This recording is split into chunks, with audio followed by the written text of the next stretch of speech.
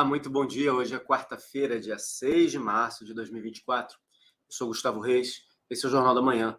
No Todo Poder Emana do Povo, seja muito bem-vindo.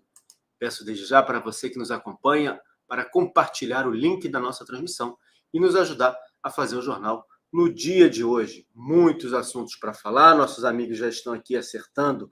A gente se atrasou um pouquinho porque hoje a conexão está difícil, já estão acertando aqui sua entrada e vamos fazer o nosso jornal.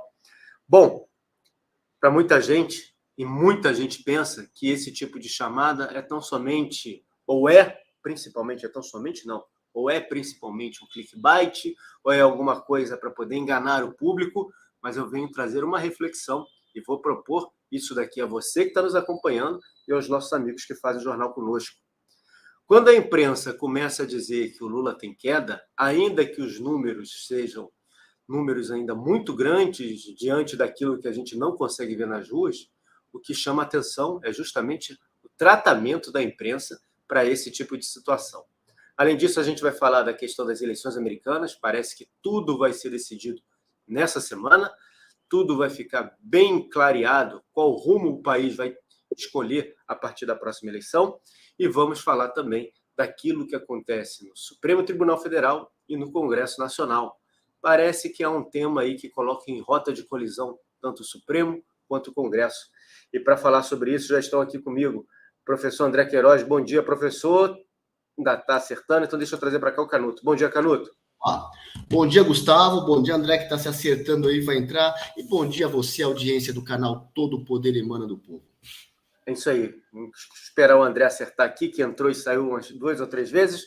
Como eu te falei, hoje o dia está difícil para a gente fazer a nossa conexão, mas a gente tem um monte de assunto para falar, tem muita coisa para responder. Mais uma vez, eu peço a você para compartilhar. Muita gente ainda não sabe que nós estamos fazendo esse horário, então é importante que você compartilhe e nos ajude a fazer esse jornal no dia de hoje. Canuto, como eu comecei falando aqui, me chama muito a atenção quando a imprensa muda a forma de dar destaques a algumas notícias, ainda que essas notícias não queiram dizer muita coisa, ou simplesmente estejam manipuladas. O Instituto Genial Quest, para quem não se lembra, a gente sempre fala dele aqui, o Instituto Genial Quest foi o primeiro instituto a colocar o atual presidente da República numa pesquisa presidencial, quando ele ainda não poderia nem ser candidato.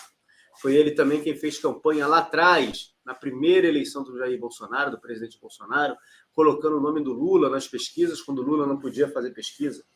E ele não se chamava Genial Quest, ele tinha outro nome, ele era o banco, ali você tem o Instituto de Pesquisa e o banco. O banco era o Banco Brasil Plural, banco envolvidíssimo em uma série de coisas. E hoje ele sai com mais uma pesquisa. Nessas pesquisas, ele diz que a aprovação do atual presidente caiu 3 pontos percentuais. Qualquer queda de 3 pontos percentuais em qualquer pesquisa é muita coisa, a gente já sabe disso. Mas ainda bota o atual presidente com 51% de aprovação. Só que a imprensa retratando isso é que me chama a atenção. Vou logo no G1. No G1, que é o principal, ele bota logo na cara, na capa do jornal, o seguinte número. Está aqui, ó. Abre. Vamos lá. Está aqui na capa do G1. Quest, aprovação do trabalho de Lula cai e fica em 51%. Quando você vê o próprio G1 falando de queda da aprovação do atual presidente, significa que aquilo que nós estamos falando aqui tem fundamento e tem se comprovado, né, Canuto? Os relógios começam a apontar para um desgaste do atual presidente, né? Não, a questão, Gustavo, não é que os relógios apontam para um desgaste. Eu duvido que um dia ele tenha tido 51% ou mais de aprovação. Muita gente, não posso falar aqui, né? Mas pessoas aí duvidam que ele tenha tido 51% dos votos, apesar do TSE ter dito que ele teve essa votação. A questão é a seguinte: essa Quest, como você falou, vem do Banco Plural, vem de um banco suspeito envolvido com um monte de falcatrua por aí. É uma pesquisa que, em 2002, foi a primeira que começou a soltar número favorável ao Lula. Eu acho que a credibilidade é zero. Credibilidade no instituto de pesquisa desse é zero. O que a gente tem que enxergar por trás da simples notícia, notícia, vamos dizer assim, aquela parte pública da notícia que a gente vê, Lula perdeu 3 pontos, tudo isso. O que a gente vê é o racha no consórcio que elegeu o atual ocupante do Palácio do Planalto. É um racha entre eles, a esquerda fabiana rachando com a esquerda radical, e a gente fala isso desde outubro do ano passado, que eles vão começar a falar mal devagarzinho, eles não vão dar um cavalo de pau no Titanic, não vai mudar da água para o vinho de uma hora para outra. O governo abriu mais o cofre, soltou mais milho para o pessoal aí da velha imprensa, mas mesmo assim, apesar disso, a gente ainda consegue sentir o Titanic mudando e consegue ver em alguns lugares a velha imprensa que há um ano atrás estava 100% fechada com o consórcio Lula-Alckmin, agora está rachando, tá falando mal do Lula. Começa a colocar notícia negativa aos pouquinhos, chegando aos pouquinhos com notícias negativas ao Lula. E as pesquisas, obviamente, que eu, da minha parte, não acredito nada, zero, tá, nessas pesquisas. Aí agora começam também a dar números negativos, mas isso está dentro de toda essa virada do Titanic, dentro do movimento geral. Eu coloquei essa enquete para você dizer, você que está nos acompanhando, se você tem essa impressão parecida conosco ou a sua impressão é diferente, coloque lá, responda para a gente, na sua opinião, a imprensa vem mudando a postura em relação ao Lula? Sim ou não? Você responde e nos ajuda a fazer o jornal. Bom, acho que o André conseguiu estabilizar, deixa eu colocar, trazê-lo aqui para a nossa tela, e para ele dar o seu bom dia, e a gente continuar nesse tema aí, nesse debate. André, muito bom dia, seja bem-vindo.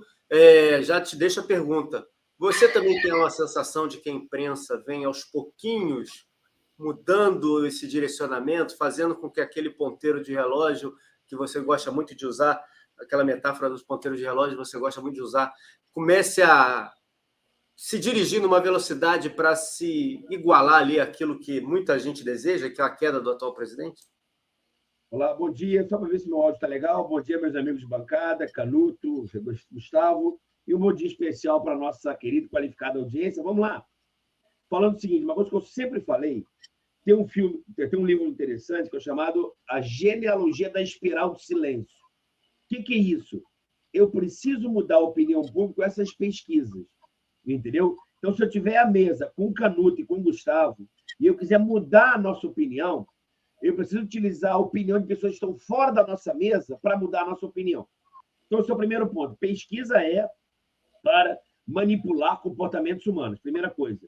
Segundo, essa empresa maldita, essa empresa braço do imperador da mentira, ela está se preparando para lá na frente. Ela está observando que... Gente, porque assim, eu não quero que a nossa audiência confunda, achar que eu estou torcendo para o pior. Eu sou pai de 2 meninos. Eu moro aqui. Então, eu gostaria que o Brasil se desse bem. Só que o Brasil, com esse imperador, não dará certo jamais. Nunca vai dar certo.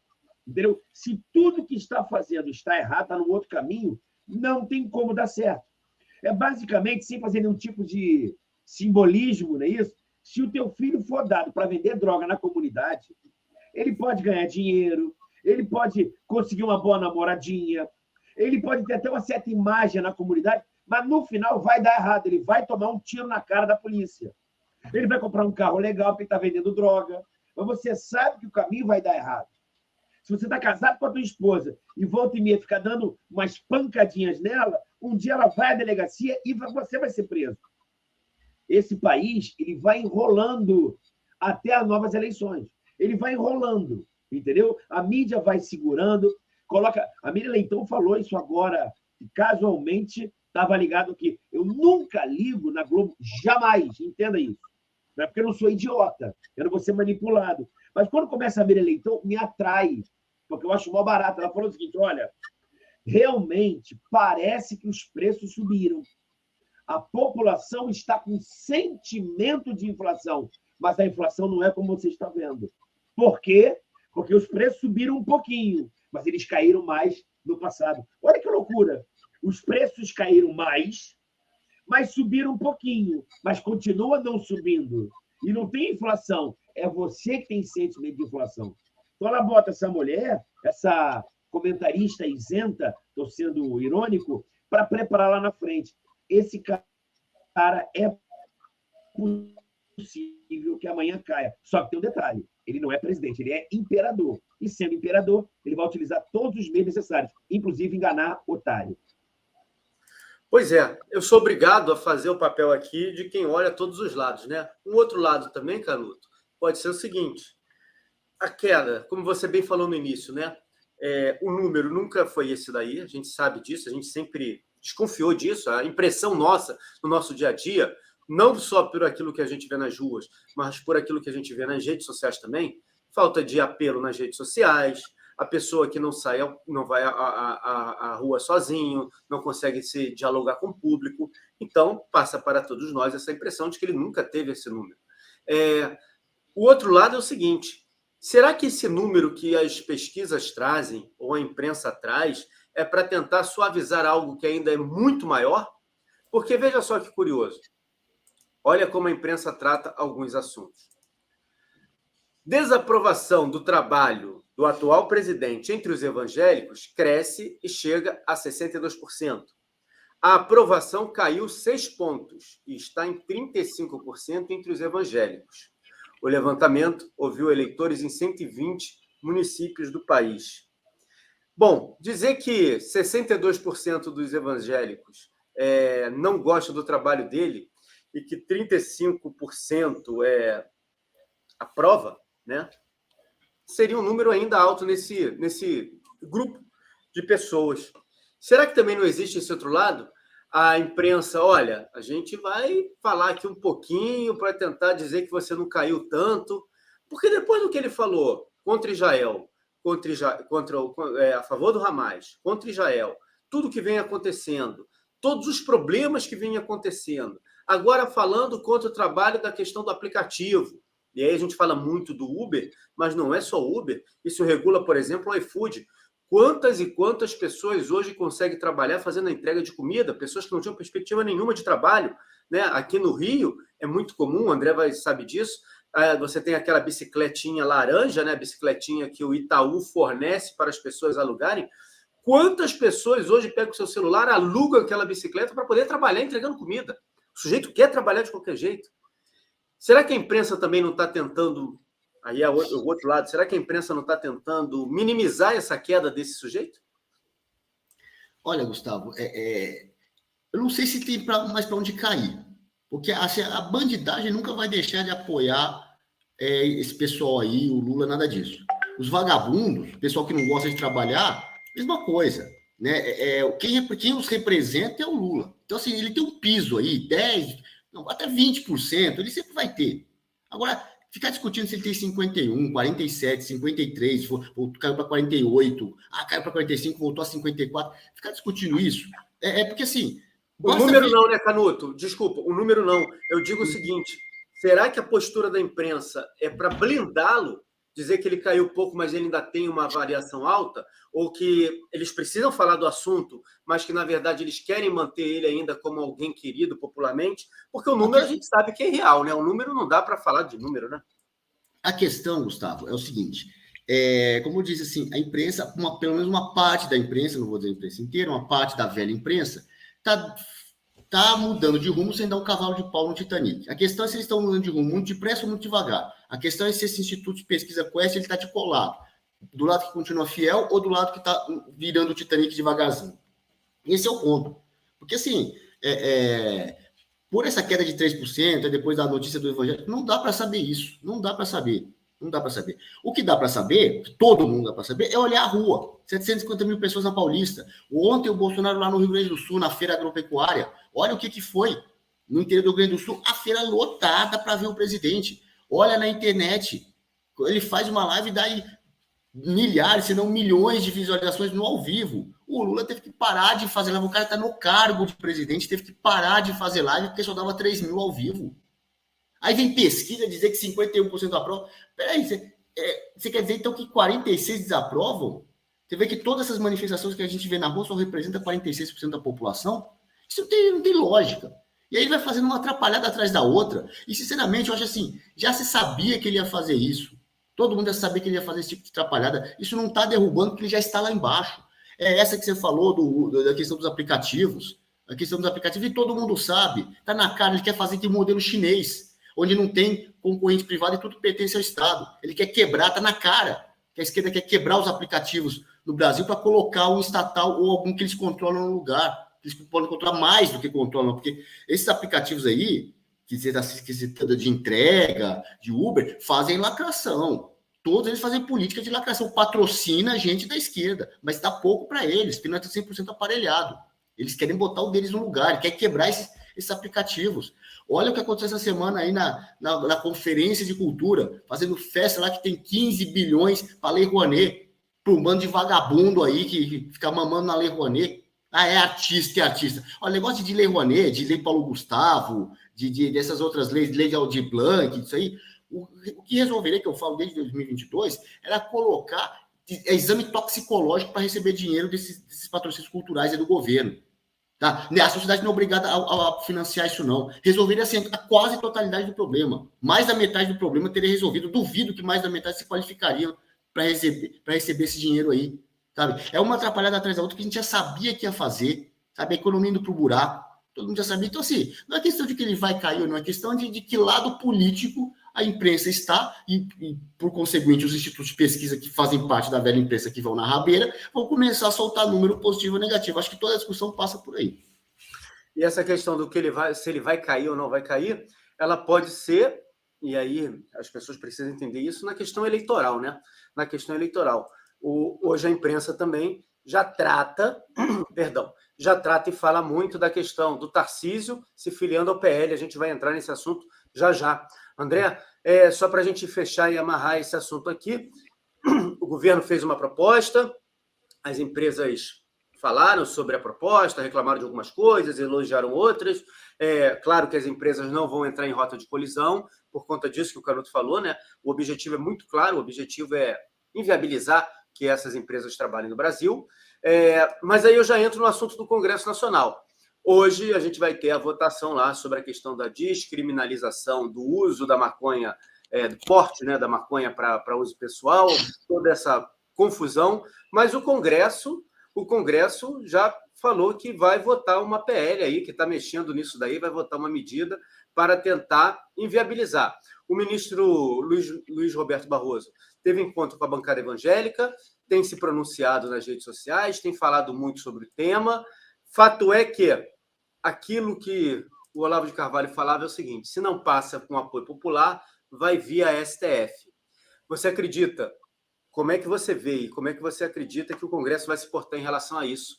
O Congresso vai ter força para votar algo contra essa questão das drogas, ou André?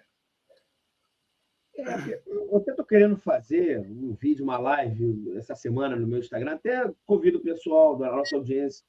Eu vou botar no meu Instagram, @prof. André Queiroz, sobre isso. Porque, assim, antes de dar opinião, a pessoa precisa saber o que está acontecendo, entendeu? Então, assim, porque senão vai acabar ficando o meu comentário longo, mas vou tentar ser o mais sucinto possível. Que são 3 coisas muito diferentes que podem acontecer.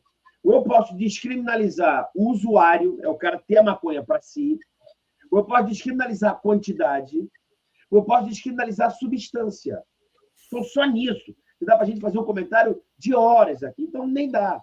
Mas entenda, audiência, que as pessoas elas ficam no discurso. Eu só vejo na mídia, desculpa falar essa palavra, babaquice, porque são coisas tão estúpidas que não é a questão, entendeu? É que nem aborto. Fica discutindo aborto se é sim ou não, e a discussão é outra. É o tempo que pode abortar ou não.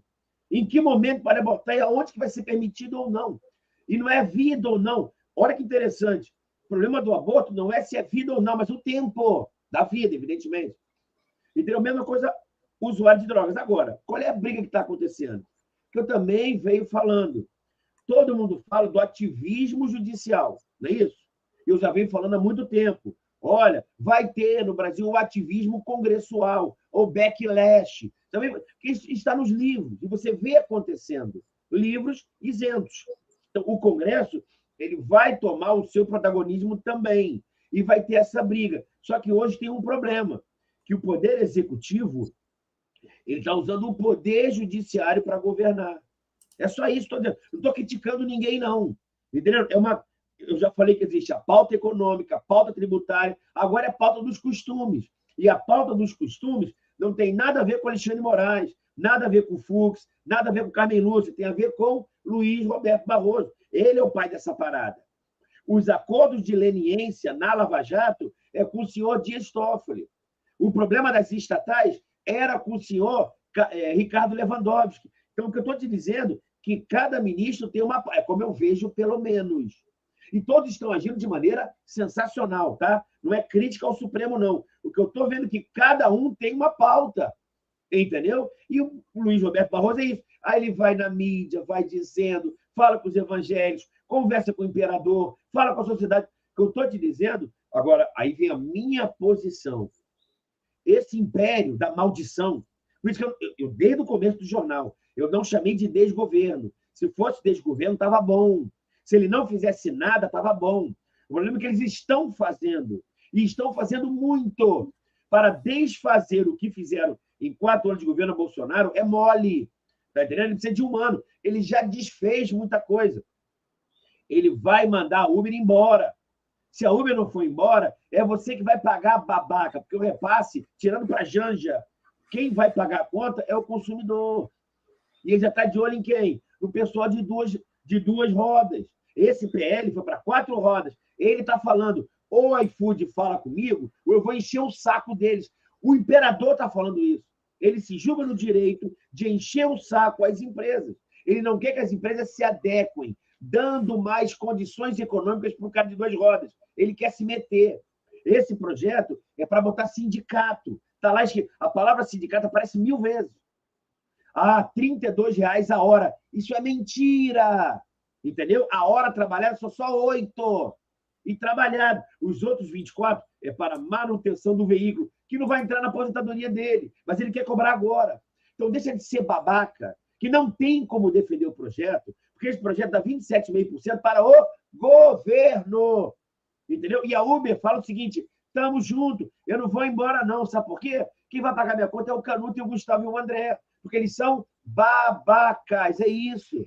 Entendeu? Não vou embora daqui não, sabe por quê? Porque eu não vou embora daqui tendo 200 milhões de otários. Então eu vou ganhar dinheiro em cima dos otários. E o iFood, deixa o cara perder a perna lá, mas eu vou ganhar dinheiro em cima dos otários, porque o André às vezes dá uma fomezinha e pede um japonês.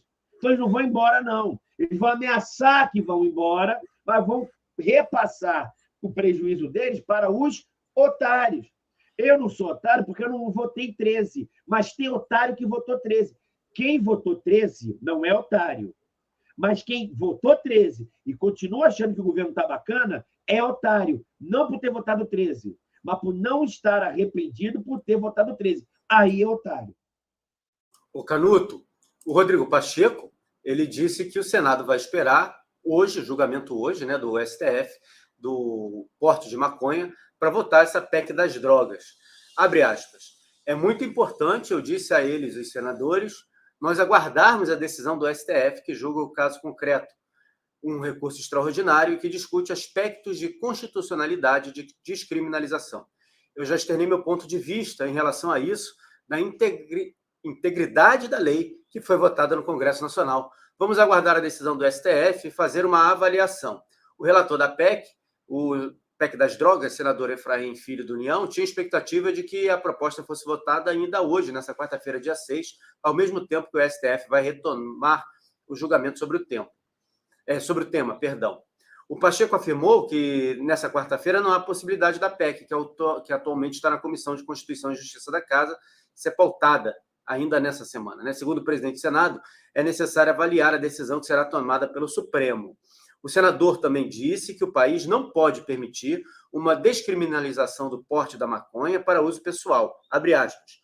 O Brasil não pode permitir uma liberação, uma descriminalização, sem uma discussão de política pública, científica, pelo Congresso Nacional, que é o representante do povo.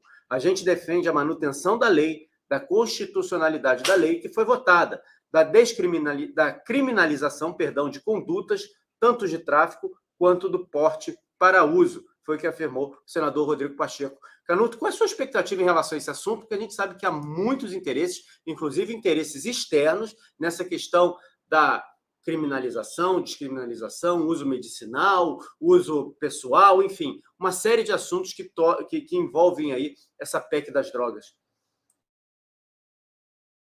Tem duas coisas envolvidas, quanto à disputa de poder e quanto ao mérito da questão, né? Legaliza ou não legaliza a quantidade, isso é uma outra discussão. A primeira discussão é quem decide. E o Pacheco tá virando homem, né? Finalmente, pelo jeito, falando, ó, quem decide é o Congresso Nacional. E é mesmo, não é o STF que tem que decidir. Então, ele adotou a estratégia de cautela. Vamos ver primeiro o movimento entre aspas, né, do adversário. Vamos olhar o que eles vão fazer nesse julgamento aí, e depois a gente vota. Né? Até porque se ele que daria para votar, daria. Quando quer, no Senado, se quisesse, aprovava hoje mesmo na CCJ e hoje mesmo é para o plenário. Quando quer, vai.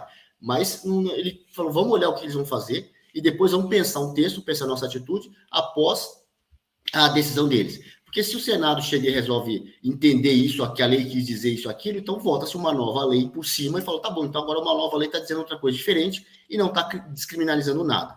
E essa história de descriminalizar porte de droga, que apenas seja diferente é uma coisa, né? Agora, não é crime.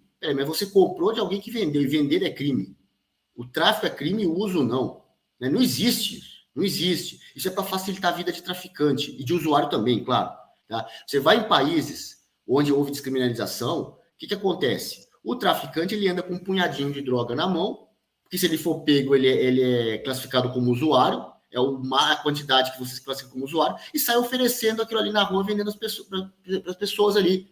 Eu testemunhei isso em Lisboa, por exemplo, testemunhei isso na Alemanha, mas não sei se é descriminalizado, mas em Lisboa no centro de Lisboa é um absurdo, toda hora alguém te oferecendo droga ali. No Brasil não é assim, não. E olha que aqui a coisa é esculhambada, lá estava pior que aqui. Vários estados americanos, onde houve descriminalização das drogas, estão voltando atrás. Países que descriminalizaram uma coisa estão voltando atrás, viram a besteira que fizeram, que não é assim, a droga não é questão de livre escolha. As pessoas escolhem livremente, mas escolhe livremente sair, consegue sair?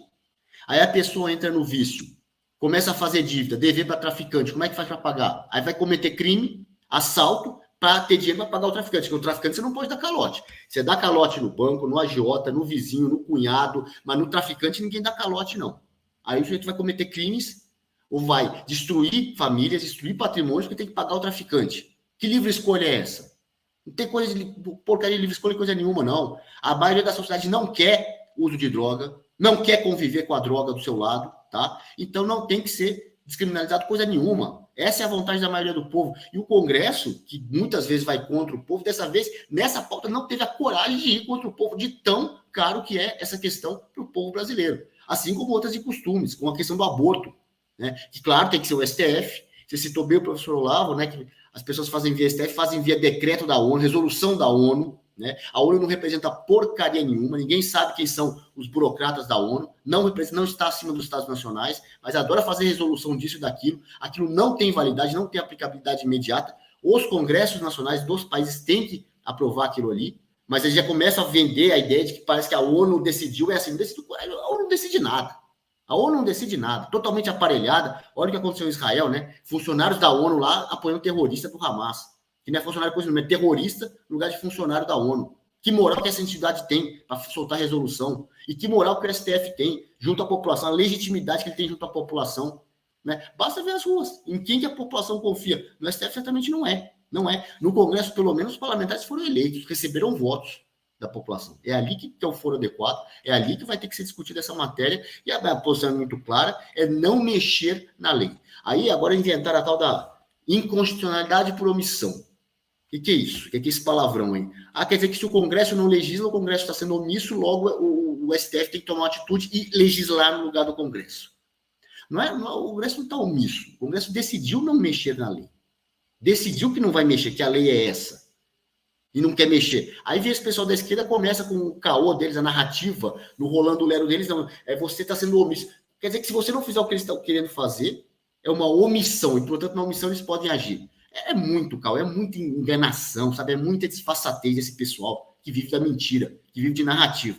O Congresso decidiu não fazer, a lei é essa, o Brasil é conservador e nós temos sim que conservar nossas famílias, temos sim que conservar a nossa sociedade do jeito que ela está, coesa, sem droga e sem essa esculhambação nos costumes que a esquerda quer implementar. É assim que nós temos que caminhar e é assim que nós estamos caminhando.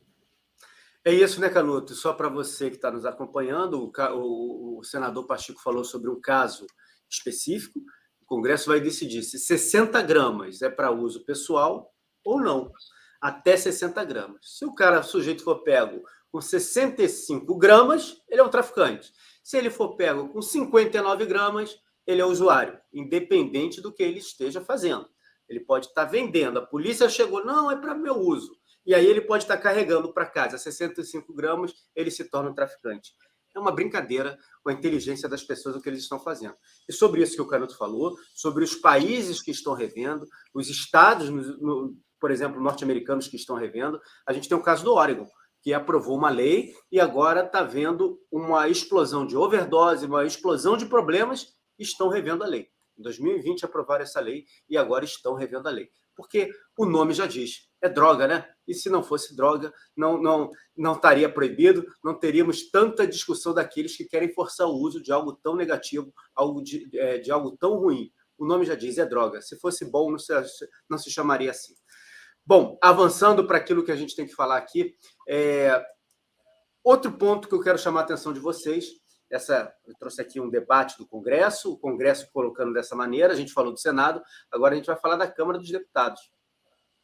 A pauta meio parada, muita discussão, pressão para a CCJ ir para a União Brasil, porque o Lira queria ter comando, e no final das contas, eu acho que a emenda está saindo melhor do que o soneto. Eu vou ler aqui para vocês.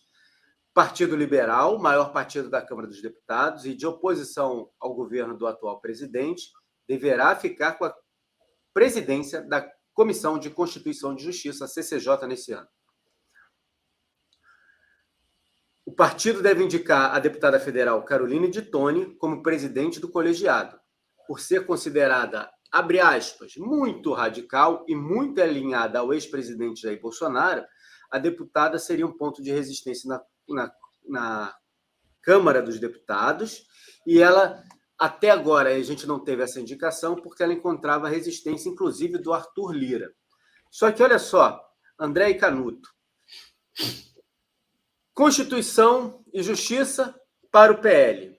Comissão Mista do Orçamento fica com o partido do Arthur Lira, o PP. A Saúde, que é a maior de todas, fica com o PT. Só que o PL ainda vai ficar com Relações Exteriores, Comissão do Esporte e a Comissão de Educação. O PL fica com essas comissões todas. André, como é que você vê esse desenho na Câmara dos Deputados? Saúde com o PT, o maior orçamento, o PL ficando com Relações Exteriores, Educação e a CCJ, Comissão de Constituição e Justiça, além do esporte, e União Brasil ficando com Segurança Pública. Aquilo que eu falo é democracia de gabinete. Eles sentam no gabinete, abrem a garrafa de uísque e dividem o país. E dividem orçamento. Entendeu? Audiência, o que eu posso falar para a audiência? Eu não tenho como fazer nenhum tipo de análise, porque é dentro do gabinete. Eles trancam a porta e pegam o uísque. Entendeu? Então, eles dividem. O orçamento anual para a saúde é de quanto? Então, o Ministério vale tanto. Ministério do Orçamento, Comissão de Constituição e Justiça, passa tudo primeiro. Só para a nossa audiência entender. Por que a Comissão de Constituição e Justiça é muito importante? Porque todas as leis, 100% das leis, projetos, né, passam primeiro na Comissão de Constituição e Justiça. Se não passar na Comissão de Constituição e Justiça, não vai para nenhuma outra comissão. Para por ali mesmo. Aí depois que ele vai para as chamadas comissões temáticas. É só isso.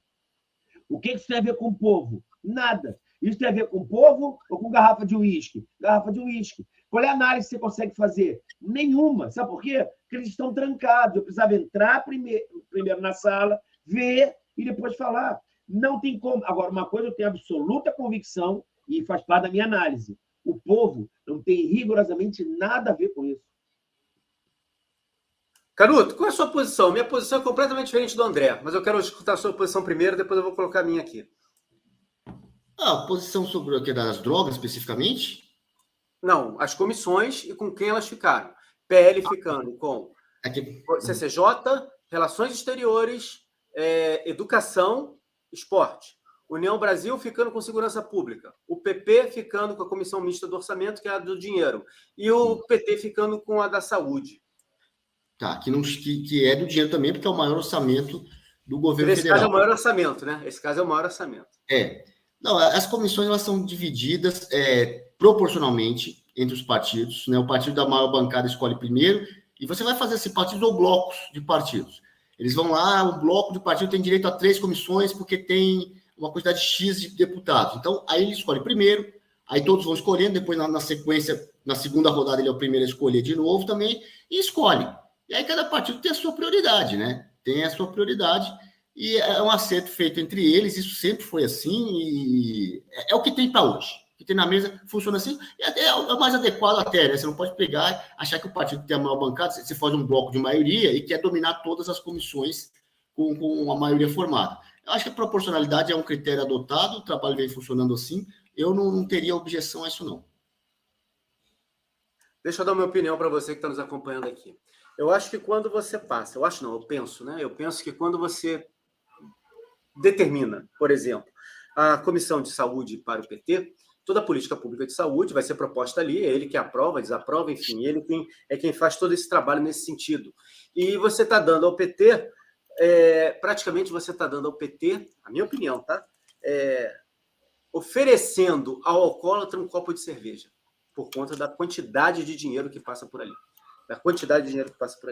Quando você tem um partido de oposição na Comissão de Relações Exteriores, nesse momento em que o mundo vive, você tem esse partido de oposição na Constituição e Justiça, onde, nesse momento em que o Brasil vive e que o mundo vive. A educação. Nós vimos agora, no final de semana, o livro pornográfico do MEC, né?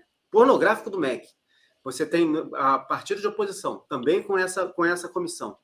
Você tem o dinheiro, né? A comissão mista de orçamento, que determina o orçamento, etc. e tal, que aprova o orçamento, as leis de orçamento, na mão do Arthur Lira, que é alguém que, ainda assim, você pode considerar, de certa forma, neutro nesse jogo político, apesar de aprovar muita coisa com o presidente, apesar de ter dado governabilidade ao presidente da República nesse momento.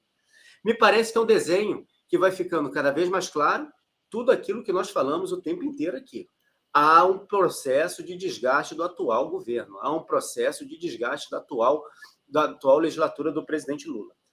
Pode acontecer alguma coisa diante disso? Pode. Pode não acontecer nada? Também pode. E aí eu concordo com o André. É a questão do gabinete, dos acordos, daquilo que é feito dentro dos gabinetes. Você fica com isso, fica com aquilo, você aprova isso, você manda aquilo. Só que o desenho que se toma agora no Congresso é um desenho nas principais comissões de resistência a esse governo. É um desenho que vai criar problemas para esse governo.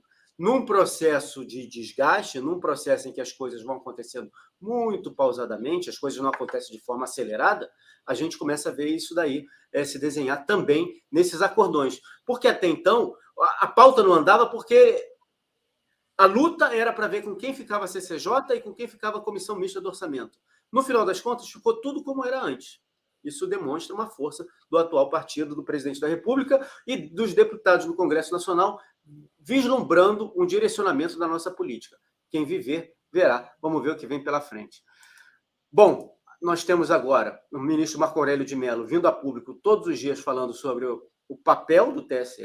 O ex-presidente da Corte vem dando várias declarações dizendo que o papel do TSE não é esse que está sendo desenhado, não é isso que a gente está vivendo. Declaração dele, espero que o TSE perceba, TSE e STF, né? Espero que o TSE perceba que deva apenas organizar o pleito nos tribunais regionais eleitorais. Foi o que disse o Marco Aurélio. Ele falou também que o STF vem julgando, por exemplo, o presidente Bolsonaro, e o presidente Bolsonaro não poderia ser julgado, a coisa mais óbvia das óbvias, que o presidente Bolsonaro não tem foro privilegiado, né? André, esse tipo de espaço dentro da imprensa, esse posicionamento de um ex-ministro, não é um advogado falando, não é um ex-procurador falando, é um ex-ministro do Supremo Tribunal, que quando esteve lá não falou muito, mas agora do lado de fora vem falando. Como é que você vê esse tipo de declaração e como é que você vê a postura de um ex-ministro do Supremo Tribunal falando contra o Supremo Tribunal Federal e contra o Tribunal Superior Eleitoral? É porque, assim, o que eu tenho que dizer? Eu tenho que fazer uma análise. Então, imagina se, por exemplo, eu fosse um redator da Globo, por exemplo.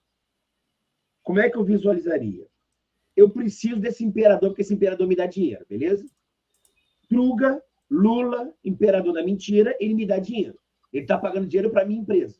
Então, como dá dinheiro para a Globo, eu vou receber um salário de 100 mil por mês. Se entra o Bolsonaro, ele não vai dar dinheiro para a Globo, porque destrói a sociedade, e eu vou ser ou demitido, o meu salário cai para 5 mil. Então, eu faço L 1 milhão de vezes. Eu estou na posição de um redator da Globo.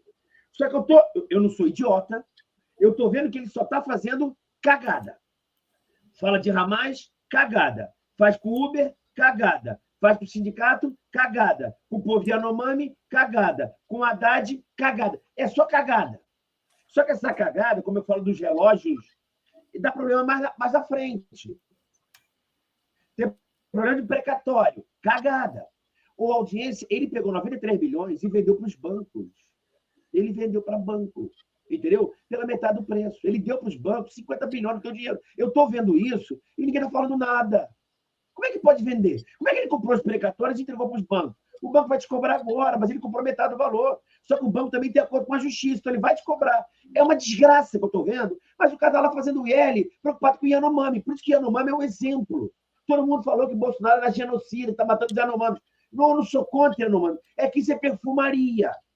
Agora, o cara ali da política, o governador, o prefeito, o deputado, ele está vendo que a cagada vai acontecer por uma questão muito simples. Não tem como não dar cagada.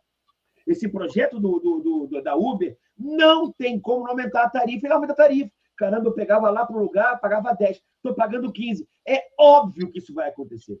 E é óbvio que a empresa não vai embora, porque ela não vai embora deixando 100 milhões de consumidores. Ninguém é burro para fazer isso. Se eu sou dono da Uber, eu converso com o imperador. Imperador, vamos dar um jeito para eu ficar aqui. Só que eu vou cobrar mais. E ainda financia a tua campanha. É isso que é. Tudo é isso. Tudo. 100% do governo dele. É isso. Entendeu? Aí ele fala o seguinte, André, Ministério da Saúde, fique tranquilo, porque eu já fiz a sacanagem. Sabe o que eu fiz? Audiência, você sabe quem é o instituto que direciona todas as políticas públicas do governo? O IBGE. Está entendendo? Que ele faz geografia e estatística. Está relacionado. Você sabe quem vai dizer quanto está a inflação? O IBGE. Sabe? Quer dizer, não é só ele. Sabe vai dizer se a doença está aumentando ou não? O IBGE. Você sabe vai dizer, doutora, se a senhora tem ou não tem saneamento básico? O IBGE. Sabe quem vai dizer se está ganhando mais ou menos? O IBGE. Sabe quem entrou lá? Um cara extremamente ideológico de esquerda. Já está lá o negócio. Então, eu vou dar ao Ministério da Saúde, mas eu preciso do Postman para dizer o seguinte, agora precisamos da vacina contra a Covid. Por quê? Porque a Covid explodiu. Estou dando um exemplo. Então, é só manipulação de comportamentos. E o pior, ele sabe que tem um montão de otário ali, que o otário não está nem aí para isso. O que é precatório? Nem sei o que é precatório. 99% da população brasileira nem sabe o que é precatório. Quem dirá vender para bancos? Quem dirá dizer que vai pagar só no ano seguinte? Quem dirá precatório alimentar? Então ninguém está sabendo de porra nenhuma.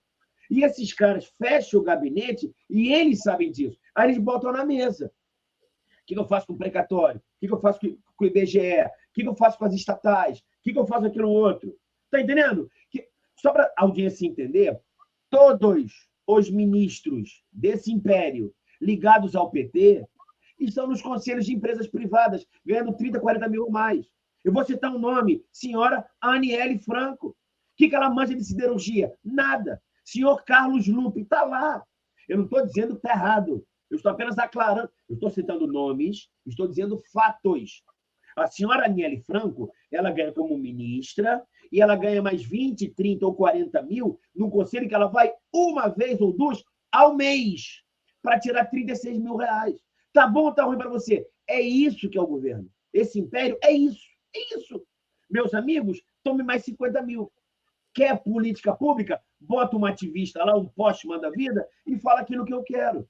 iFood vai ter que conversar comigo, vai ter que me pagar. Ele não está preocupado com o menino que usa fraldão na moto, que é mentira. Está preocupado em arrecadar dinheiro. E eles botam tudo isso que eu sei lá fechado, uma garrafa de uísque, e eles conversam sobre isso. Ô, seu Lula, quanto que é o orçamento do Ministério da Tecnologia de Copos? Se der 1 bilhão, é dinheiro. E eu vou dividir com meus amigos. O que você quer em troca? Quantos votos você quer em troca para ter o Ministério do Copo Abóbora? É só isso. É essa a conversa. Agora, tem o outro lado. A manipulação da manutenção de poder.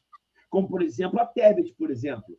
Tebet, você quer esse ministério? Já que esse ministério é popular. Tira o Bolsa Família dela. Senão quem vai dizer que é o pai da Bolsa Família? A mãe é ela. Então, você fica com relação ao ordenamento urbano, mas tira o Bolsa Família. Por quê? Manutenção de poder. Está entendendo? Pô, por que tira o Bolsa Família se é despesa? Olha que coisa linda. Como é que é o presidente, que tem que pagar a Bolsa Família, por que não deixa da responsabilidade da Tebet? Por quê? Tirei dela.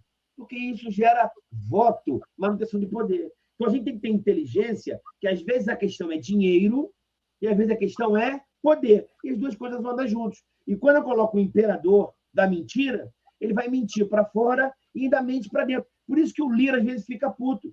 Por isso que o Pacheco fica puto. Mas, porra, mentir para mim? Não mente para mim, não, imperador. Eu sei que a sua vida é mentira, mas não mente para mim, não.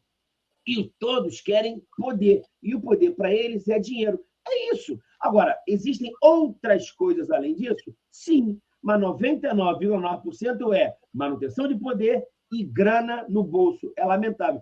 E o 0,01% é a porra da dona Maria e do seu José, que estão lá em casa, sem saneamento básico, sem dinheiro, tendo que pagar 27,5% a mais para o Uber. Está entendendo? A inflação, mas com a Miriam Leitão dizendo o seguinte: a inflação aumentou, porém ela diminuiu, porque o nosso governo é sensacional. Só otário cai nessa. E aí, Canuto, o André fez uma lista aí de um monte de lambança do atual presidente, que não dá para falar tudo, porque já passou de 500, né, André? Na listinha lá do André já passou de 500 e tanto, ele fez algumas aí, tem mais uma. Tem mais uma que essa impacta direto a vida das pessoas. Alerta da CNM. Municípios correm o risco de ter rombo de 11 bilhões com reoneração. A Confederação Nacional dos Municípios calcula que a reintrodução da cobrança de contribuição previdenciária para 5.366 municípios com até 152,2 mil habitantes pode resultar em um déficit de até 11 bilhões por ano. André, se a gente tinha menos Brasília e mais Brasil, agora a gente vê a inversão na lata. Mais Brasília, menos Brasil, e a população esse ano tem eleição. Tem a chance de mudar isso, né? É o Canuto que fala, mas só para a nossa audiência entender. Olha aqui, olha o arquivo. Ó. Cagadas. 565. Cagadas anotadas. Está aqui, ó. Tudo anotado. Tá bom? Impacto direto em quase... Desculpa, André. Impacto direto em mais de 90% dos municípios brasileiros, né? Mais de 90%. 5.300 e tanto, dá mais de 90% dos municípios brasileiros, né? Vai lá, Canuto. Desculpa, Canuto. É só para a audiência entender. O que é a desoneração? Aquilo que eu falo direto, pelo amor de Deus, me entenda. Se eu contratar o Canuto para a minha empresa e eu pagar R$1.000 de salário para ele, eu pago para o governo mais 600 e pouco. Então, o meu gasto para ter o Canuto na minha empresa é de 1.600. Ele recebe só 1.000. Então, se ele recebe só 1.000, ele tem que produzir para mim pelo menos 2.000, senão não contrata o Canuto. O Canuto tem que produzir 2.000 para ganhar 1.000. E eu tenho que pagar 600 para o governo. Por que isso? Mas por que esses 400? Porque se eu mandar amanhã o Canuto embora, o Canuto me processa. E aí eu estou lascado. Por isso que eu tenho que ter esses 400. E eu preciso desse lucro para reinvestir, porque eu tenho que arriscar para ficar rico. Eu fico rico, mas fico falido. O Canuto não. O Canuto trabalha, ganha um salário e vai embora. Aí vem um imbecil de barba, chamado Carlos Marx. Ele quer dizer o seguinte: a mais-valia. Esses 400 do lucro do André, eu tenho que dar uma parte para o Canuto. Isso é coisa de gente burra e idiota. Que quem está assumindo o risco sou eu. Quem paga sou eu, para ele, do Canuto. E o pior, o próprio do Canuto, esses R$1.000 trabalhados, ele paga imposto de renda para o mesmo maldito. Quando ele vai comprar arroz, ele paga ICMS, IPI, ISS, porque o Canuto é burro. Burro não o Canuto, perdão. Ele está calado, só que ele fica puto. E agora eu tenho 200 milhões de brasileiros que não ficam. E ainda pega um outro pseudo-candidato a presidente que quer, sabe o quê? Tributar o meu lucro. Depois de tudo. Quer dizer, e a gente morava no quinto dos infernos. Sabe o que é quinto dos infernos? Por que quinto dos infernos? Senhor Tiradentes. Que eu pagava 1/5 daquilo que eu recebia, 20%. E eu achava que era inferno. E hoje você acha que a gente vive em paz e é só amor. Tu paga de cara, no mínimo, 38%. No mínimo, é o dobro do quinto dos infernos. Se lá no passado era quinto dos infernos, aqui é 2 vezes do quinto dos infernos. é muita babaca, é muita burrice para uma pessoa só. No caso das prefeituras, é a alíquota do INSS, 12%, 20%, enfim, impacta diretamente nos cofres das mais de 90% das prefeituras no Brasil, cerca de 94%, 95% das prefeituras do Brasil, essa reoneração, né, Canuto? Sim, o que é essa reoneração? Vamos lá. As prefeituras no Brasil, a gente sabe, aí o Brasil tem 5.568 municípios.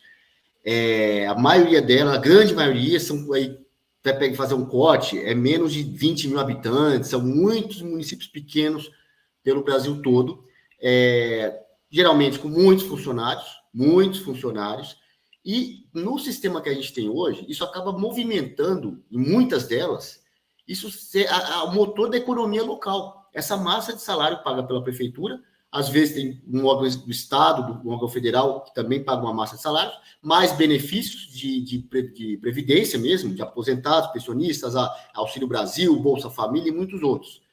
Dinheiro do governo cai nas contas e isso movimenta o comércio local. Esse é o cenário, vamos dizer assim, da quase totalidade dos municípios do Brasil.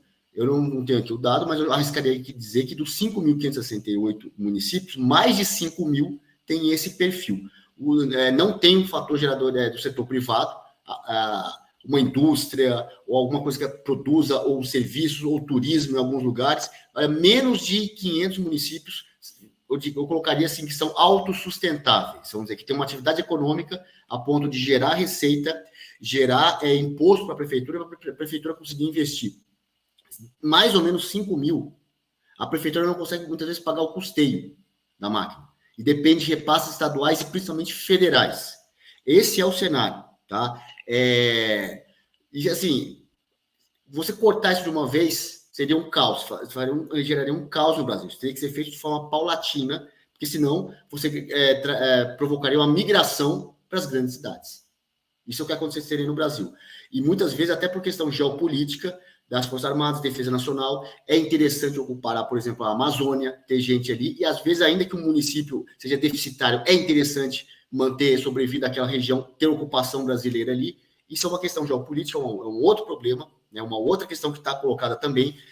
E qual a forma de você manter isso? O sistema ele veio se adaptando e criou, dentro da selva, vamos dizer assim, do ecossistema brasileiro, essa história de que o município, ele muitas vezes não arrecada em tributos o que deveria arrecadar para o seu custeio, seja porque o valor é insuficiente, seja porque não cobra. Quem aqui não conhece gente aí em município pequeno, tem 15 anos que não paga IPTU e a prefeitura não cobra. Quem não conhece um amigo, um parente, um conhecido numa situação dessa, que conhece alguém numa situação dessa em município pequeno no Brasil, sabe? E aí os municípios vão se adaptando, aumentando o custeio, aumentando o custo da máquina. A gente sabe, infelizmente, que o clientelismo pesa no Brasil, chega em eleição, o prefeito tem candidato a prefeito, a vereador, tem que prometer um monte de coisa, um monte de cargo, enfim, um monte de gente nomeada em prefeitura, e a prefeitura não consegue pagar isso aí. E aí vai jogando a conta para o governo federal, né? Durante o governo Bolsonaro, houve uma tentativa de ajuste aí desse sistema, agora o governo Lula faz, vamos ajustar, vamos tirar o dinheiro dos municípios. Se fosse tirar dinheiro para fomentar a atividade econômica, para que o município não dependesse de repasse federal, seria bom, mas a gente sabe que não é isso. É que é o seguinte, você, município, não vai custear, ou você, prefeito aí, não vai pagar a boquinha que você prometeu, os apaniguados que você colocou na prefeitura, aí o vereador não vai colocar, não. Eu, PT, que vou centralizar tudo isso. Assim, você, ao invés do prefeito lá na ponta pagar a boquinha dele ali, pro apaniguado dele, pro protegido dele, o PT quer colocar só os dele, tá tomando tudo para ele. Então, só eu que brinco. É isso que ele está falando. É tudo meu. É a ganância do PT. Esse dinheiro a gente sabe que é para bancar Lei Rouanet, que Lei Paulo Gustavo, Lei Aldir Blanc, 15 bilhões. De onde é que sai dinheiro para isso? Sabe? Essas viagens de ministro, essas conferências, diária e passagem para um monte de gente, é para pagar isso. É para pagar isso. Não é para fazer o Brasil crescer. O governo quer centralizar isso na mão dele, porque comunista é centralizador, comunista quer mandar em tudo e não quer dividir poder com ninguém, não quer dividir a boquinha com ninguém. No fundo, é isso que está em discussão. Não é que uma medida ou a outra é melhor ou pior para o desenvolvimento do Brasil. É quem é que vai usar o dinheiro, seu dinheiro do contribuinte, do pagador de imposto, para sustentar um bando de apaniguado que chega na época de campanha e faz campanha para um prefeito, um vereador, para um deputado, para um presidente, tudo para garantir a sua boquinha. No fundo, a discussão é essa. É controle, totalmente voltado ao controle, né? Exatamente isso aí que o Canuto colocou. O prefeito deixa de ter decisão política, o prefeito fica dependente ainda mais. As prefeituras hoje já são muito dependentes de Brasília e o prefeito fica ainda mais dependente de Brasília. E aí a gente já sabe como é que funciona, né? Se não ajudar, se não fizer campanha, não vai receber dinheiro, sua prefeitura vai ser uma desgraça. Literalmente é isso que eles estão fazendo. Bom, a gente tem alguns assuntos aqui para rodar, tem que falar do presidente Bolsonaro, cenário externo, que é muito importante, mas começou agora na ALES, Assembleia Legislativa do Estado do Espírito Santo, a votação sobre a prisão do capitão Assunção. A deliberação sobre prisões de deputados estaduais é prevista pela Constituição do Estado do Espírito Santo, que determina no artigo 51 que os parlamentares são invioláveis civil e penalmente por qualquer de suas opiniões, palavras e votos.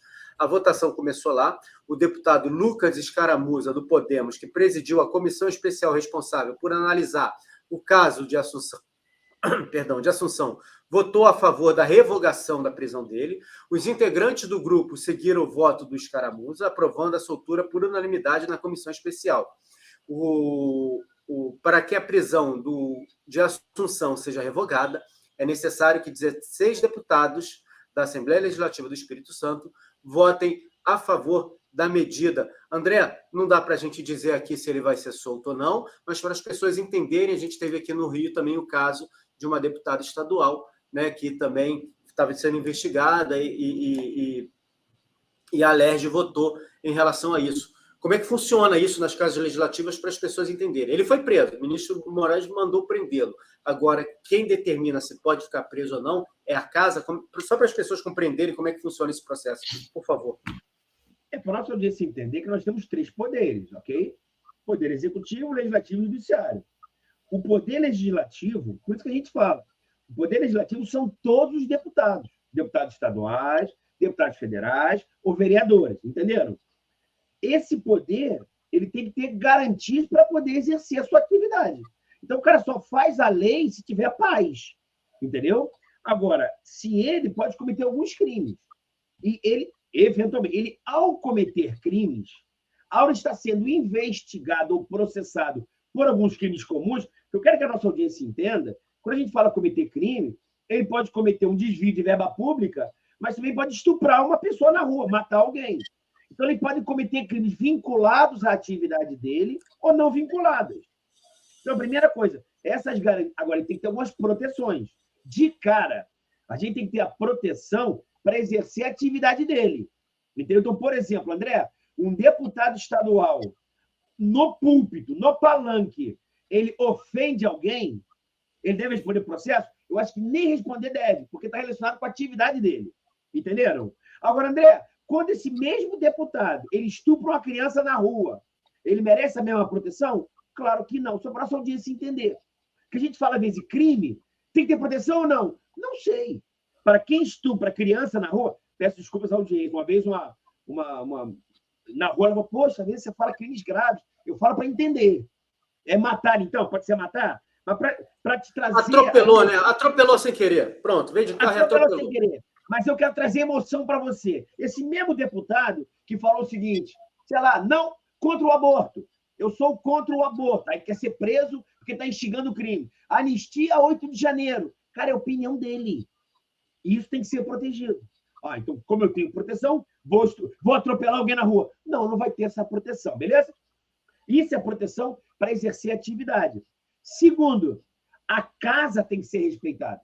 Então, me desculpe, se eu fosse presidente de uma LERJ, por exemplo, olha, não vai ser uma ordem de um juiz da comarca de Volta Redonda, que vai mandar uma busca e apreensão no gabinete de um deputado estadual, que a polícia vai entrar, não é isso? Subir no gabinete, arrombar a porta e entrar. Não.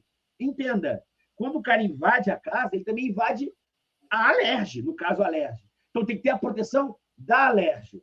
Então você acha então que o deputado é bandido? Não acho nada. A casa tem que ter a proteção.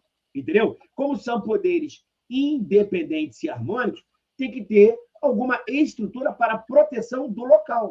Então, me entenda, eu tenho que proteger a atividade do deputado, federal, estadual, vereador, como também proteger a casa. E aí a busca e a apreensão, pode ou não pode, entendeu? Por outro lado, se eu der proteção total, fica fácil. Olha só, eu acabei de sequestrar 3 crianças aqui, é só guardar as crianças no gabinete do deputado, que tem total imunidade. Está entendendo? Então, eu não posso evitar abuso. Por um lado, não posso permitir que entre à vontade, senão atrapalha a atividade. Por outro lado, não posso dar proteção total. Por quê? Porque senão eu compro 20 quilos de cocaína e guardo no gabinete do deputado. Simples assim, ninguém entra. Como, por exemplo, eu posso citar agora até nomes. Quando foi arguído à época, quando acharam o Queiroz dentro do escritório de um advogado. Os advogados também têm essa proteção, só que eles não podem abusar da proteção. Eu, André, não posso esconder um traficante no escritório. Entendendo? Então, é essa nuance que eu queria que a nossa audiência entendesse. Subjacente a isso, tem a sacanagem dos poderes, que fica um querendo sacanear o outro. Ô, Canuto, eu vou te fazer uma pergunta, igual aquelas perguntinhas que a gente vê muito no Instagram, em vídeo, né? A pessoa vem andando na rua e faz uma pergunta assim: quem disse essa frase? Vou te fazer essa pergunta aqui, ó. Quem disse essa frase? São 2, Canuto. Bolsonaro é recebido com gritos de mito em feira agro no Rio Grande do Sul. Foi um jornal pró-Bolsonaro ou foi um jornal da mídia comum? Aí tem a segunda. O ex-presidente Jair Bolsonaro foi recebido por uma multidão de apoiadores na feira agro de Não Me Toque, no Rio Grande do Sul. Foi um jornal da grande imprensa ou foi um jornal apoiador do presidente Bolsonaro? Gustavo, a sua pergunta está enviesada, né? Obviamente, está induzido a responder que foi um jornal da velha imprensa. Talvez a dúvida seja a mídia estrangeira da velha imprensa ou a mídia nacional da velha imprensa que falou isso aí. Né? Como você descobriu, Canuto? Eu jamais poderia imaginar. Foi um jornal da velha imprensa, da velha imprensa e da nossa mídia nacional. Não foi da mídia estrangeira, não. E aí, você que está nos assistindo, eu volto a fazer a pergunta. Você acha que... Está aqui na nossa enquete. Responde aí. Na sua opinião, a imprensa vem mudando a postura em relação ao Lula? E agora eu faço a pergunta ao Canuto. Na sua opinião, Canuto, a imprensa vem mudando a postura em relação ao presidente Bolsonaro? Porque, além disso que a gente viu, hoje todos os jornais dão destaques à seguinte situação: Tarcísio deve sair do Republicanos e se filiar ao PL. O governador de São Paulo teve conversa com Bolsonaro no dia do ato da Avenida Paulista e está prestes a entrar no partido do ex-presidente. Canuto, como é que você vê isso? A imprensa vem mudando sua postura em relação ao presidente Jair Bolsonaro? E antes de você responder, deixa eu responder aqui a 2 pessoas, uma que fez um superchat para a gente, Jorge Henrique Jacinto. Ontem fui verificar a minha inscrição, tinha sido cancelada no canal. Refiz a inscrição. Hoje, de novo, avise a todos, todos os dias, a luta está ferrenha. Exatamente isso. Veja se você ainda está inscrito aqui. E aí eu já vou responder a Ana, não está tendo o Jornal da Noite no Aliados? Não, tomamos uma punição de 7 dias. Não podemos falar lá. Então, por isso, durante 7 dias, a gente não está fazendo o Jornal da Noite lá. Vai lá, Canuto. Já que você está falando de imprensa, né? A censura do Aliados. Por que foi a censura? Não vamos falar, obviamente, não vou repetir aqui, mas tem assuntos que não podem ser comentados. Se você colocar um médico falando de medicina, dependendo do que for, cai. É a liberdade científica que dá de algumas plataformas aí, de alguns setores da internet. Com relação, você falou, ao número de inscritos. Você reparou que o canal aqui, o Jornal da Manhã, Todo Poder Manda o Povo, há quantos meses que nós estamos com 227 mil inscritos? Não aumenta nem diminui. Será que ninguém está seguindo mais o canal? Ou cada um que entra, tira um? Né? O nosso amigo aí que colocou, já caiu minha inscrição do nada, sumiu. De repente eu não estou mais inscrito no canal. Né? E, quer dizer, pessoas se inscrevendo, mas o número não sai de 227 mil há meses. Né? Acho desde o ano passado que não muda esse número. E essas coisas que a gente vê na internet, né? A internet parece estar se tornando um braço da velha imprensa. A gente fala aqui enquanto ainda pode falar, enquanto ainda tem liberdade, enquanto a gente ainda tem esse espaçozinho aqui que consegue, com esse mínimo espaço, pautar o debate nacional, tá? Porque não adianta com tudo isso que eles fazem, com tudo isso que a velha imprensa faz aí, tenta disfarçar e faz de um jeito e dá notícia enviesada, não quer reconhecer que errou, mente, faz fake news, aí a internet desmascara, eles têm que ir lá pedir desculpa como se tivesse errado, só que não erraram. Errar é quando você tenta acertar e não consegue. Agora, quando você faz fake news, quando você mente com a intenção de mentir, não é erro. Antigamente eles mentiam, ficavam por isso mesmo, ficava tudo por isso mesmo, porque não tinha como desmentir. Hoje tem a internet. A internet não perdoa, desmente, e por mais que tenha bloqueio, por mais que tenha censura, por mais que tenha shadowban, por mais que eles criem as bolhas e tentem manter a gente dentro das bolhas, isso corre nos grupos de WhatsApp, de Telegram, de Signal, de todos esses aplicativos. As tias do Zap esparramam isso, a informação chega. E, assim, é impressionante que a mídia ela ficou surpresa com a popularidade do Bolsonaro. Mas, assim, eu fico pensando em que mundo esse pessoal vive. Em que mundo esse pessoal vive. Eles acharam que eles iam falar mal? Derrubamos aí vários canais conservadores da internet, vários perfis estão ou derrubados, censurados, ou com shadowban. Shadowban é quando ele prende você na bolha. Ele não divulga o seu conteúdo fora daquela bolha de gente que já pensa como você. Isso é o shadowban. Tem várias técnicas para fazer isso, várias formas de shadowban. Mas prende na bolha. Eles ficaram lá achando que estavam nadando de braçada, falando sozinho, porque a esquerda, né, vive dentro da bolha de redação da imprensa, fica um ano batendo no presidente Bolsonaro. Agora nós desgastamos a imagem dele, ou ele perdeu a popularidade. Aí quando ele chama a manifestação de rua, tem 750 mil na Paulista, mais a de São Sebastião lá da Baleia, o dia que ele foi depor ali, mais as de Goiânia, quando ele apareceu de surpresa lá, divulgaram que ele estava numa churrascaria, em uma hora já tinha uma manifestação montada, já tinha não sei quantas mil pessoas lá. Agora na feira agropecuária no interior do Rio Grande do Sul, e todo lugar onde ele vai estar, eles estão abismados. Olha, realmente a popularidade. Aí os analistas da velha imprensa vão concluir, fazer aquela coisa que a gente já sabe, que todo mundo já sabe, eles estão um ano atrasados. Né? Aí eu concluí que o presidente Bolsonaro ainda tem uma grande popularidade, um grande apoio. Quem não sabia disso? Quem está antenado nas notícias, e hoje as notícias passam na internet, você quer estar informado, você tem que estar antenado na internet, tem que aprender a detectar fake news, não tem jeito. A fake news ela está na velha imprensa também, e principalmente na velha imprensa, mas está na internet também. As notícias hoje, elas chegam misturadas, não é mais como antigamente, que a pessoa chegava do trabalho, chegava em casa, do seu estudo, do trabalho, sentava na frente da televisão, vou ver a notícia. Ou vai ler o jornal, no dia seguinte vai ler a revista de domingo. Não tem mais esse modelo. Aí, lá em meia hora, está aqui tudo que eu preciso saber para ser um cidadão bem informado. Né? Gasta uma hora do seu domingo lendo a revista semanal, agora eu sei tudo que eu preciso saber. Não existe mais esse modelo. A notícia está esparsa, ela está em tempo real nas redes sociais.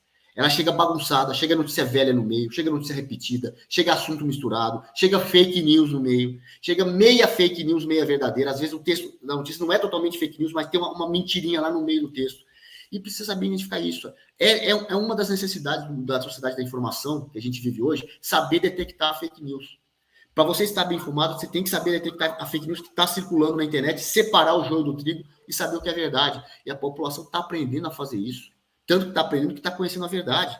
Que não adianta a velha mídia achar que vai determinar a opinião. Eles já dão a notícia assim, querendo formar a opinião da pessoa. Eles não estão lá para informar, eles estão para formar a opinião. Então, acho que eles acham que eles estão conduzindo o debate, conduzindo o raciocínio do povo, conduzindo as pessoas a concluir o que eles querem. Bolsonaro molestou baleia, Bolsonaro é um fascista, Bolsonaro é um golpista, não sei o quê. Então, eles não estão conseguindo fazer isso. Porque todo mundo está vendo que é narrativa, que aquilo não tem a ver com a realidade. As pessoas estão vendo as notícias na internet, estão chegando às suas conclusões, e o que a gente viu, está vendo nas ruas hoje, e vai ter mais. O presidente Bolsonaro não vai parar de sair na rua. Ele agora adotou essa postura, semana que vem ele vai para algum outro lugar do Brasil e vai ter uma outra multidão lá recebendo o Bolsonaro, onde ele estiver. E se for para o exterior, se for para a Argentina, se for para os Estados Unidos, se for para a Itália, ele está sem passaporte, mas caso ele fosse, também seria recebido desse jeito. Aí a mídia vai se espantar, a esquerda, olha, você não sabia, meu amigo? Esses caras estão fora da realidade, estão totalmente fora da realidade. E como dizia, só para concluir agora, o professor Olavo de Carvalho, isso é um sintoma de que nós ganhamos a guerra cultural, estamos na dianteira. O sujeito, se ele não está entendendo o que está acontecendo, se o seu adversário, o teu inimigo, não está entendendo, isso é um sintoma de que você está ganhando a guerra cultural.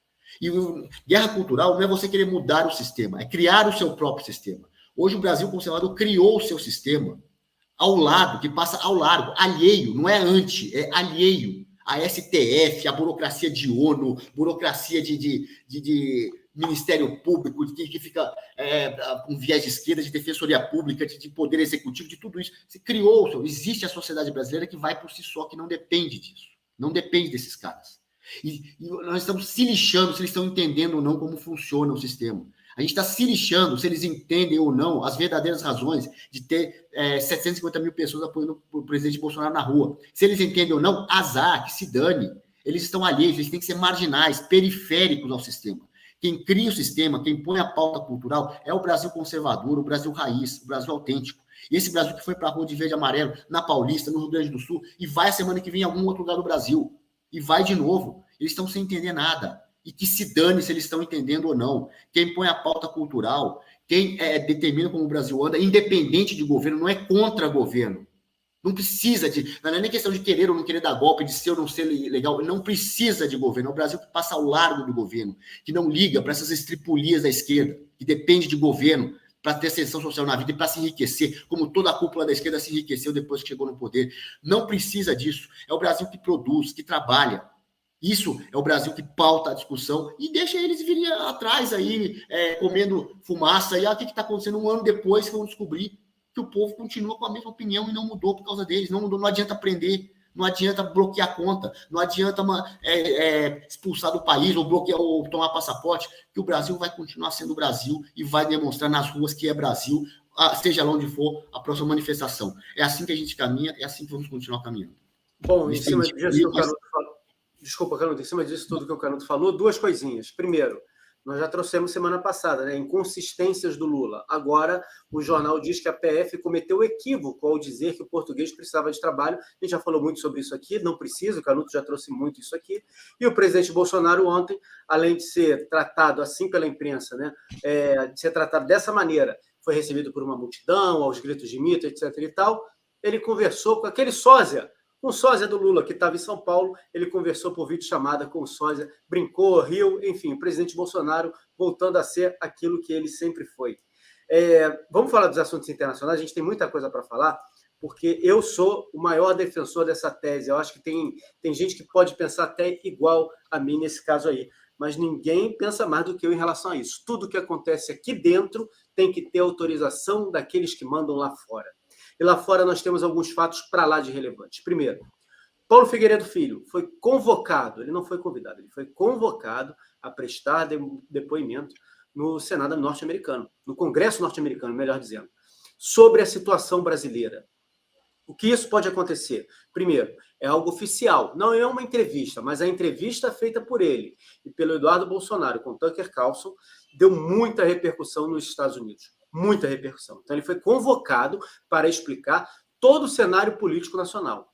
A partir disso, o Brasil pode, inclusive, sofrer sanções dos Estados Unidos. E aí, a gente começa a ter um desenho aqui dentro muito diferente daquilo que sempre aconteceu. É óbvio que o Lula está torcendo, rezando para que o Brasil tenha sanções. Tudo isso que ele está fazendo na nossa política externa não é à toa. O Brasil tem um acordo internacional de cooperação ao combate ao tráfico de drogas, ao combate ao terrorismo com Israel. Vejam só. O Brasil tem um acordo assinado, um acordo firmado. Ou seja, Israel, de certo modo, pode investigar e colocar na justiça uma série de brasileiros, estando no poder ou não. Então, o Lula vem desafiando Israel, não é à toa. Fazer com que o Brasil passe por sanções vai levar o discurso brasileiro ao mesmo nível do discurso do Maduro. Vamos lembrar que o Lula disse que ele não estava mais velho, ele estava mais maduro. E o que o Maduro fez? O Maduro tirou do ar a Deutsche Welle, canal alemão de notícias, um canal até bem de esquerdinha, tá? Saiu do ar. Hoje, o Maduro tirou do ar o sinal e a Deutsche Welle está exigindo o restabelecimento do seu sinal. Maduro marcou as eleições, disse que as eleições vão ser agora, em junho, do jeito que ele quer, do modo que ele quer, não cumprindo o acordo com os Estados Unidos. E para fechar esse cenário internacional, estou botando tudo aqui junto para vocês dois, nós tivemos ontem a super terça, o Trump disparou, a sua concorrente, né, a Nikki Haley, vai tirar hoje a sua candidatura na corrida presidencial e o Trump será o candidato dos republicanos na corrida presidencial. E também, pelo outro lado, o atual presidente Joe Biden, apesar de ter sofrido sua primeira derrota, vai nadando de braçada, será o candidato dos democratas na eleição presidencial norte-americana. André, já botei todos os contextos, todos os assuntos, passo a bola para você, esse cenário internacional e as influências, principalmente no caso do Paulo Figueiredo, prestando depoimento no Congresso norte-americano. Nós até já conversamos sobre isso, eu concordo com muita coisa que a gente conversa. Óbvio que a gente não é alinhado em tudo que a gente pensa, até porque somos pessoas diferentes, mas essa tua posição com relação ao plano internacional influenciar o Brasil é absolutamente verdadeira. Quer dizer, parece ser muito verdadeiro. Eu falo parece ser verdadeiro porque não tem como provar isso. Mas, realmente, a gente conversando, você vê todo o cenário mundial, entendeu? E o Brasil, ele é um grande protagonista, quer dizer, protagonista e grande nesse cenário. Só que o protagonista é adormecido e precisa ser mantido adormecido como está. Se eu botar um imperador desse que esteja alinhado com algumas ideias exteriores, é maravilhoso, entendeu? E ao qual a cada dia eu me filio mais a isso, tá? Eu tendo a acreditar que esse imperador ele é tão malaco, tão macunaíma, que antes disso tudo ele pensa o seguinte, cara, eu preciso tomar cachaça boa, vinho bom e torrar o dinheiro do povo. Está meio que junto nisso, mas realmente que ele é uma peça. Porque, veja bem, vamos raciocinar. Faz algum sentido, lógico, para a nossa lógica, tá? Ele falar que Hamas pode ser ou não terrorista, faz sentido esse ataque, sem nenhum sentido lógico, contra Israel, como se Israel fosse genocida. Faz sentido essas ligações com ditaduras e autocracias árabes, sem nenhum sentido. Faz sentido ele apoiar determinadas pautas de costumes para isso? Faz algum sentido ele combater o agronegócio, dizer que é ogronegócio?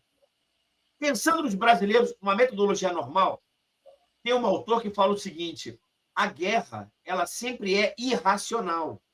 Mas se ele fala, não, a guerra tem a lógica da guerra. A guerra é um excelente instrumento para a lógica da guerra, não para a nossa. Se eu guerrear com meu vizinho, eu vou quebrar a casa do meu vizinho vai me dar uma porrada, eu vou matar o vizinho. Terão os dois com a casa quebrada e os dois presos, e o morto.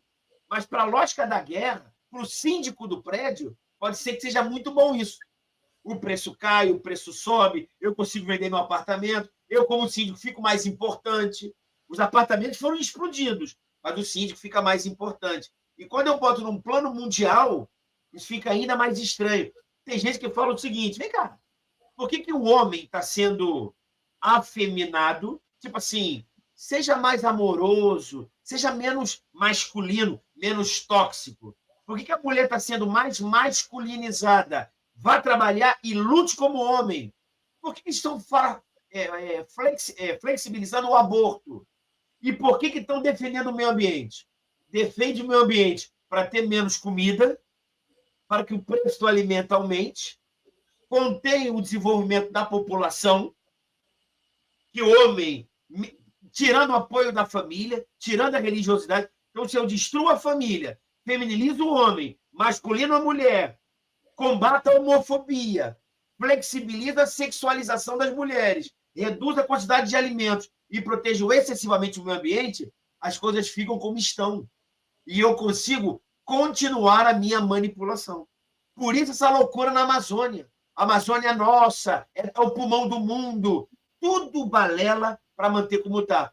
Isso é verdade, André? Olha só, estou apenas expondo um fato. Consegui botar a minhoquinha na sua cabeça? Uma forma de pensar diferente? Pode ser. Sem contar o seguinte, que os Estados Unidos é o poder econômico, Israel, o Oriente Médio é o poder religioso e a Rússia e China é o poder militar. Será que eu também não posso estar mexendo esse troço todo para que a China volte a ter o poder? Para que a Rússia volte a ser protagonista? Não sei, pessoal, mas certamente essas influências estão aqui no Brasil. E esse imperador pode ser uma chave para isso. E ainda vou dizer, só para terminar, Gustavo, vou chutar aqui agora. Posso chutar? Agora vai ser chute mesmo. As eleições nos Estados Unidos não será Trump e Biden. Vai ser Trump e Biden, Trump e Biden, Trump e Biden. Na hora, sai Biden e entra Michelle Obama. Vai ser Trump contra Michelle Obama. E vamos ver o que vai acontecer. Primeira mulher negra, social-democrata, contra o branco, industrial, fascista, imperialista. Estou apostando nessa. Canuto, sua opinião sobre essas notícias todas que eu trouxe. Deixa eu mostrar para vocês aqui, esse é o número de inscritos atuais do canal. Faltam 82 para a gente... 182, né? 182, para a gente quebrar o número aí de... rapaz! 182, para a gente quebrar o número de 227 passar para os 228 mil. Então, você que está nos assistindo, vai lá, senta o dedo na inscrição. Canuto, Tá tudo... duas coisas. Rapidinho, a Assembleia Legislativa do Espírito Santo acabou de revogar a prisão do capitão Assunção. Informação para todo mundo que está nos assistindo aqui, foi revogado pela Assembleia Legislativa do Estado do Espírito Santo. E todo esse cenário da política externa, posicionamento do Maduro, posicionamento do Brasil, depoimento do Paulo Figueiredo Filho, e eleição norte-americana, por favor. Bom, não sou só eu que erro na conta de matemática, né? Essa semana eu fiz uma conta errada aqui, tá? Agora eu Gustavo também... Não, 182, eu falei, eu corrigi a tempo. Eu multipliquei errado aí, 40 por 12, deu 360, não, agora você também errou aí. Né? Mas, enfim... Você pode ser presidente da República, pô. Ó, eu sou de humanas, mas sou bom de conta de cabeça, hein? Vamos lá. Não, vamos lá. Questão internacional, o mundo inteiro, a questão do Brasil hoje, o mundo está conectado, então não tem como esconder o que acontece nem aqui do Brasil, nem dos brasileiros e nem lá de fora. Então, assim, o mundo já sabe o que está acontecendo aqui, já sabe que o Brasil não vive uma democracia, já quer saber o que está acontecendo, o que aconteceu no Brasil. Opa, não é assim mesmo? Ganhou, mas não ganhou direito, o que tem... né? O que tem no Brasil? Então, o jornalista Paulo Figueiredo está indo lá dar o depoimento dele no Congresso americano, e o mundo inteiro está sabendo. Na minha opinião, a gente não resolve o problema brasileiro sem ajuda externa, vai precisar sim de ajuda externa, não tem problema nenhum. Tá? A esquerda critica, a CIA fez isso, fez aquilo no passado aqui. Isso o povo quis e pediu. Tá? A KGB pode, né? Que agora chama FSB. Se for ajuda da China, ajuda da Venezuela, de Cuba, pode. Agora, e o pior, né, Canuto? E o pior é que a CIA não fez nada. Quem fez foi a KGB dizendo que a CIA fez. Né? Mas e se for também não tem problema nenhum. Não tem problema nenhum ajudar se o povo quer. Você vê nas manifestações bandeiras do Brasil, bandeiras de Israel, bandeiras dos Estados Unidos. Se tiver ajuda, não tem problema nenhum. O povo está pedindo. Então, eu acho que a solução que precisa de apoio externo. E a questão lá do deputado que a Assembleia Legislativa do Espírito Santo revogou, né? Inclusive teve até um internauta que acompanha a gente aqui, acho que o Daniel Oliveira, perguntou como é que fica, né, agora. Bom, como é que fica? Tem uma ordem do Alexandre de Moraes, de prisão, pela lei, pela Constituição brasileira, e acredito que a Constituição do Estado do Espírito Santo replique, geralmente as Constituições estaduais replicam muito da Constituição Federal, diz que a prisão de um parlamentar, de um deputado estadual, tem que ser votada sim pelo plenário, ainda que o judiciário determine. Então, tem que ser a palavra final é do plenário. Mas o STF vai entender que a palavra final é dele mesmo. Né? Olha, uma das definições de poder que eu gosto, do professor, de novo, citando, né, o professor Olavo de Carvalho, é assim, poder, ele é medido, significa, a medida do poder é quanto que as pessoas te obedecem. Quantas pessoas te obedecem e o quanto elas obedecem. Então é o seguinte, você vai ter duas ordens contraditórias. O entendimento da ALES, da Assembleia Legislativa do Espírito Santo, dizendo que a palavra final é dele, o deputado não será preso, e a palavra final do STF, dizendo que a palavra do STF, dizendo que a palavra final é deles, dizendo que sim, que vale, o que prevalece é a decisão judicial do STF. É o seguinte, vai haver uma ordem dessa, a gente sabe que, infelizmente, hoje a Polícia Federal está muito melanciada, né? Vão ter policiais que vão querer cumprir a ordem do STF, policiais federais, talvez, não sei se vão ter policiais lá no Espírito Santo que não queiram cumprir a ordem do STF, queiram cumprir a ordem da Assembleia Legislativa. Se o que move agentes públicos, policiais e outros servidores é a população em geral, o que move é medo, você vai cumprir uma ordem ou outra por medo, ou por expectativa de ganhar alguma coisa, ou por legitimidade, por respeitar uma ordem, essa ou aquela. Isso nós vamos ver agora. Hoje você tem agentes públicos, por, sei lá, por que razão, não cabe discutir aqui, cumprindo ordens do STF, né? Ordens muitas vezes, a meu ver, ilegais, inconstitucionais e ilegítimas, mas se a pessoa tem outro entendimento, ou por medo, sei lá por que cumpre-se ordem, a medida é quanto pessoas, agentes públicos ou não, cumprirão uma ordem, enxergarão legitimidade, ou por legitimidade ou por medo, Já viu filme de máfia, quando uma máfia briga com a outra, aquele cara que está no meio da máfia fala, eu tenho mais medo dessa máfia do que daquela, então eu sigo a ordem dessa daqui. É por medo, é por expectativa de ganhar alguma coisa, né, uma benesse, ou por respeito mesmo, por legitimidade de uma ordem ou de outra, quando há ordens contraditórias. Isso é medida de poder, não tenho como fazer esse exercício de futurologia aqui, de saber o que vai acontecer. Então, mas o cenário é esse. O pai André, você já falou que a Michelle Obama disputa as eleições. O que vai acontecer nesse caso aí? Porra, aí já é demais, né? Aí você já tá pedindo demais, né, cara? Você é meu amigo, mas não precisa botar nessa roubada. Eu vou torcer pro Trump, é óbvio, entendeu? Isso é óbvio. Eu tô chutando. Não. De lá não. De lá é fácil. Eu tô falando daqui. Capitão Assunção, Supremo, Alés, STF. Como é que sai... O que sai desse imbróglio aí? Essa é muito mais difícil. Pô, isso aí, então, pô, um amigo não faz isso, né? Mas uma coisa eu acho, olha só, olha o que eu vou falar agora, tá? Hoje é dia 6, 7 de março. Eu estou afirmando que, em razão do Pacto de um tratado internacional que o Brasil é signatário, eu entendo que hoje Bolsonaro ele está elegível. Essa é a minha posição, entendeu? Como não houve o trânsito em julgado da decisão da inelegibilidade, nós conseguimos fazer um comparativo que a pessoa só é considerada culpada depois do trânsito em julgado, assim como também inelegível, só será considerado inelegível depois do trânsito em julgado. Isso não está na Constituição. É uma construção que eu estou fazendo, estou declarando agora, um comparativo, porque eu acho que, como a pessoa condenada ela perde os direitos políticos, e a inelegibilidade também perde os direitos políticos, e o direito político é um direito fundamental, democrático, o Bolsonaro só pode ser considerado inelegível depois do trânsito em julgado. Então, eu não só estou afirmando, opinião, pai André, não é isso? Como Bolsonaro será candidato em 2026, como hoje ele está elegível por questões jurídicas, constitucionais e internacionais. Essa é a minha opinião jurídica.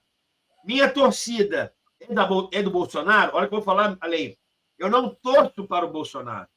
Eu torço pelas ideias às quais o Bolsonaro defende, que é liberdade econômica, família e religiosidade. E eu vou seguir.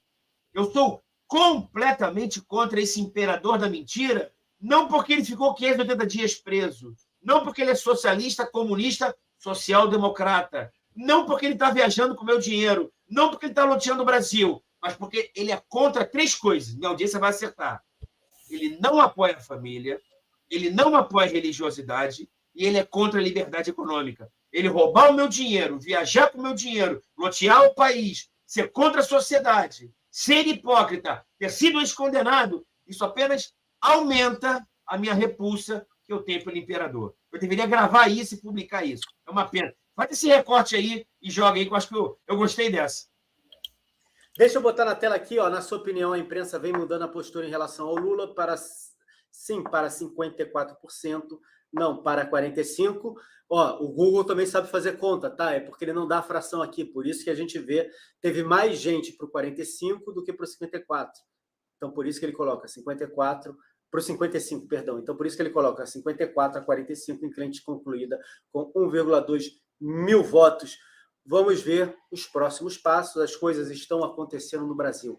Essa situação do capitão Assunção é algo interessante. Vamos ver como é que será a ação, reação, enfim, como será a postura do STF e do ministro do Supremo Tribunal Federal, ministro Alexandre de Moraes. Em relação ao exterior, o André fez a aposta dele, a Michelle, né, aparecendo aí na disputa, Michelle Obama aparecendo na disputa.